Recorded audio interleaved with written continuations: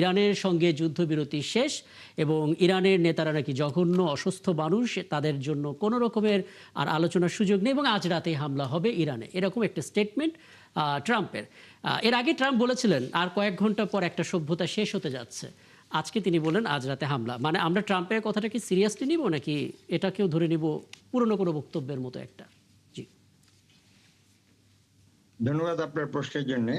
তো ট্রাম্পের এই বক্তব্য সত্য বা মিথ্যা এটা অনেকগুলো ফ্যাক্টরের উপর ডিপেন্ড করবে। তার আগে বলি যে একটা যে এমওইউ হয়েছিল গত জি, 17 তারিখে, সেটা তো অলরেডি ব্রেক হয়ে গেছে, যেহেতু জি। ইরান দুটো জাহাজকে আক্রমণ করেছে এবং প্রত্যুত্তরে ইউএসএ 80টি স্থানে বা ইরানের 80টি পয়েন্টে তারা আঘাত করেছে বা আক্রমণ চালিয়েছে। আইআরজিসি 60টি নৌযানের মতো। জি, সে নৌযানে এবং 80টি পয়েন্টের কথা বলা হচ্ছে জি, আরকি। তো হয়তো আরো স্পেসিফিক নিউজ পরবর্তীতে আমরা জানতে রিভিল পারবো। জি, করব বা জানতে পারবো।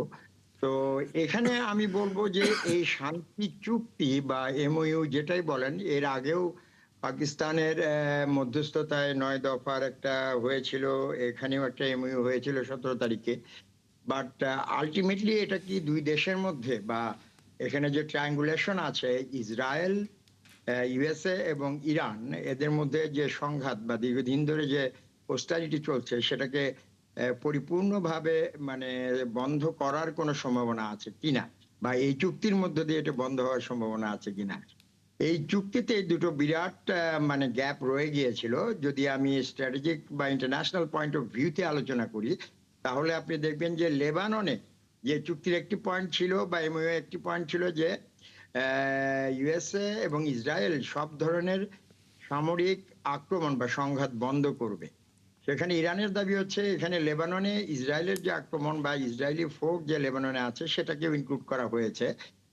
বাট ইউএসএ বলেছে না, ইসরায়েলের রাইট আছে তার নিজস্ব নিরাপত্তা ব্যবস্থার জন্য নিশ্চিত করা, এবং ইউএসএ এর ইসরায়েলের যে ট্রুপস লেবাননে রয়েছে সেটা এই চুক্তির আওতার বাইরে। এখানে কিন্তু একটা ডিসকর্ড রয়ে গিয়েছিল, এবং ইউএস এবং ইরানের মধ্যে যে সবচেয়ে ক্রিটিক্যাল ইস্যু যেটা, সেটা হচ্ছে যে আপনার ইরানের ইউরেনিয়াম এনরিচমেন্ট বা পারমাণবিক কর্মসূচি, সেটাও কিন্তু 30 দিন পরে আলোচনা হবে, এরকম একটা আহ, একটা লুজ কনফেডারেশন বা লুজ একটা ফ্রেমিং ছিল, যেটা থেকে কিন্তু সংঘাত পরবর্তীতে হওয়ার সম্ভাবনা রয়ে গিয়েছিল।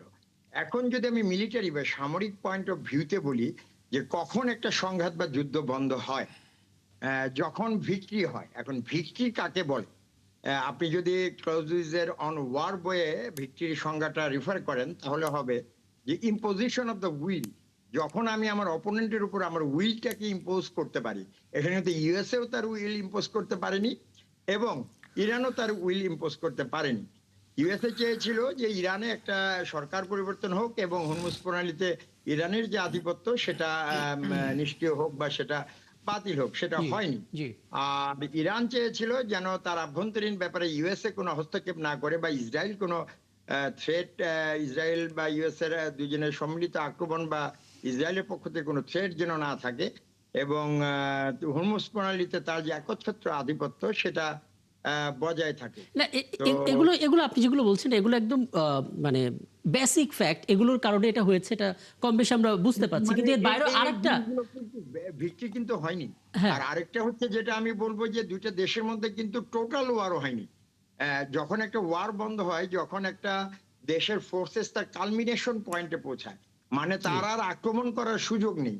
এটা কিন্তু disengage from of war with remote engagement, precision guided weapon দিয়ে, মানে মিসাইল দিয়ে একটা আরেকটাকে আক্রমণ করেছে, যেখানে ডিরেক্ট কমব্যাট কোনো নেই, যে যার মাধ্যমে একটা দেশ আরেকটা দেশের সামরিক শক্তিকে একদম নিঃশেষ করে কালমিনেশন পয়েন্টে নিয়ে আসে। তো জি। দুজনেরই শক্তি রয়ে গেছে। তো যে কোনো সময় যে কোনো ডিসকর্ডে তারা ব্যবহার করবে। তো এই জন্য এই ব্যাপারটা হয়েছে। এখন কথা হচ্ছে যে ইরানকে যে প্রশ্নটা করলেন যে ইরানকে যেভাবে দোষারোপ করা হচ্ছে, তো এবং রাতে হামলা হবে সেটাও বলছে। জি, হ্যাঁ, হামলা তো অলরেডি হয়েছে গত জি, রাতে, আজকেও আবার হবে। এখন যেটা বললাম যে দুটো দেশই কালমিনেশন পয়েন্টে পৌঁছেনি এবং কেউই ভিক্টরি পায়নি। কাজেই তাদের সামরিক শক্তি রয়ে গেছে, তাদের যে স্ট্র্যাটেজিক বিরোধিতা বা হোস্টাইলিটি সেটাও রয়ে গেছে, তাহলে যে কোনো সময় যে কোনো ভাবে তাদের মধ্যে আবার সংঘাত হবে, এটা ধরেই নেওয়া যায়। ধরেই নেওয়া যায়। জুবাইর বাবু, একটা বিষয় একটু বলবেন, মানে প্রথমত যেই ভিত্তি নেই এই কারণে এটা হচ্ছে না, চুক্তিটা ভেস্তে গেল এবং হামলাটা পুনরায় চালু হতে যাচ্ছে, এটা একটা কারণ। এর বাইরে আরেকটা কারণ অনেকে বলছেন যে অক্টোবরে ইসরায়েলের নির্বাচন, এবং ওই নির্বাচনে নেতানিয়াহুকে টিকে থাকতে হলে কিংবা নির্বাচনটা পেছাতে হলে যুদ্ধটাকে জারি রাখতে হবে। নেতানিয়াহুর একটা বড় ধরনের আপত্তি জায়গা ছিল এই চুক্তিটা নিয়ে। আপনার মনে হয় কিনা দ্বিতীয়বার হামলা চালানোর এই কথাটা নেতানিয়াহু একটা বড় ফ্যাক্টর এখানে? না, এটা তো একটা অবশ্যই এটার একটা সম্ভাবনা আছে। কেন, আপনি একটা জিনিস চিন্তা করে দেখেন, যখনই আমাদের এই উপমহাদেশে যদি আপনি দেখেন ভারতের নির্বাচন কিংবা পাকিস্তানের যখনই নির্বাচন হয় তখনই কিন্তু একটা উত্তেজনা বাড়ে এই দুই দেশের ভিতরে, এবং এই উত্তেজনাটা বাড়ার পেছনে এটা একটা রাজনীতিক একটা বিষয় কাজ করে, যে সেটা হচ্ছে ভোট ব্যাংকটা কীভাবে কে কাণ্ড করে দেবে, যে পাকিস্তানে ভারত বিরোধিতা, ভারতে পাকিস্তান বিরোধিতা, ঠিক আছে। এবং ওই অঞ্চলটাতেও কিন্তু দেখবেন সেই রকম একটা অবস্থান আছে, বিশেষ করে ইসরায়েলের ক্ষেত্রে। এবং ইসরায়েলে এখন যিনি আছেন তারা কিন্তু যে খুব জনপ্রিয়তা নয় কিন্তু তার দেশের ভিতরে, সুতরাং তার কিন্তু সেখানে রাজনৈতিকভাবে সে কিন্তু যথেষ্ট খারাপ পজিশন, কোণঠাসা আছেন, সুতরাং সেই জায়গাটাতে আসতে পারে। কিন্তু প্রবলেমটা হচ্ছে অন্য জায়গায়, যে ওই যে আপনি আনপ্রেডিক্টেবল থ্রি বলতে এখন একটা কথা আসছে পৃথিবীতে, যে আনপ্রেডিক্টেবল থ্রিকে একটা হচ্ছে ট্রাম্প, পুতিন এন্ড কিম। তো এই যে তিন আনপ্রেডিক্টেবল পৃথিবীতে তিনটা নেতা রয়েছে, এরা আসলে তারা কিভাবে রাজনীতি করে, তারা কেন রাজনীতি করে, বা তারা কেন আক্রমণ করে, এগুলো আসলে আমরা খুব ভেরি ডিফিকাল্ট টু সে। এখন ট্রাম্পের এই জায়গাটা দেখেন, ইরানের সাথে যে এই যে সমস্যাটা, এটা কিন্তু দীর্ঘদিনের, এটা কিন্তু আজকের না, এবং এটা দীর্ঘদিনের এটা, এবং এটা কখনোই কিন্তু এই বিশেষ করে মিডল ইস্টের রাজনীতিটা যদি আপনি চিন্তা করেন, সেখানে কিন্তু এই জায়গাটাকে কিন্তু তারা ধরে রেখেছে যে এটা থাকুক, এবং সেইটার ফয়দা নিয়ে কিন্তু আমেরিকা মিডল ইস্টে অনেক ঘাঁটি তৈরি করেছে। আপনি জানেন সবচেয়ে বেশি ঘাঁটি আমেরিকার। এবং শুধু তাই নয়, এটা অর্থনৈতিক ফায়দাটা আপনি দেখবেন সবচেয়ে প্রথম, যে আমেরিকা শুধুমাত্র এই ইরানের ভয় দেখিয়ে, হ্যাঁ, যে কি পরিমাণ ফয়দা নিয়েছে টোটাল মিডল ইস্ট থেকে।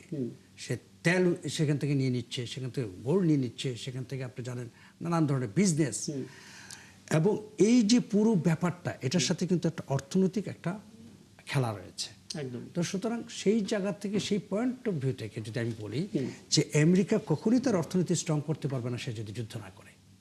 একদম পরিষ্কার। আমি আসলে একেবারে শেষের দিকে আমি একটু ব্যারিস্টার অসীম, আমাদের দেশের ফরেন পলিসি নিয়ে আপনার রাজনৈতিক অভিজ্ঞতা থেকে একটা মন্তব্য জানতে চাই।